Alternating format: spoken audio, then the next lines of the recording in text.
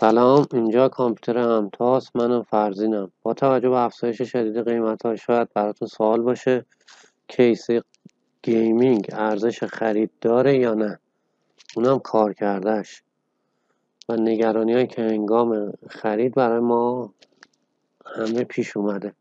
پس تو این ویدیو با من همراه باش تا راهنماییت کنم. کانال ما هم سابسکرایب کن و ویدیوهای ما هم لایک کن.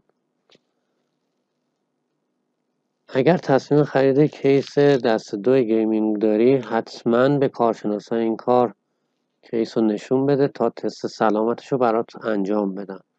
دوم، حتما با نرم افزارهای تستی مثل پس مارک برنر تست قطعات تست بشه، هم از لحاظ دما هم از لحاظ سلامت، و یه تست جداگانه هم خود کارت گرافیک به صورت مجزا انجام بشه.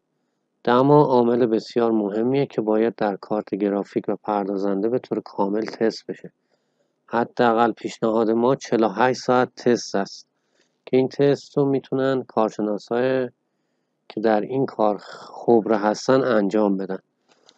تستا که انجام شد، شما میتونید با خیال راحت اقدام به خرید کنید و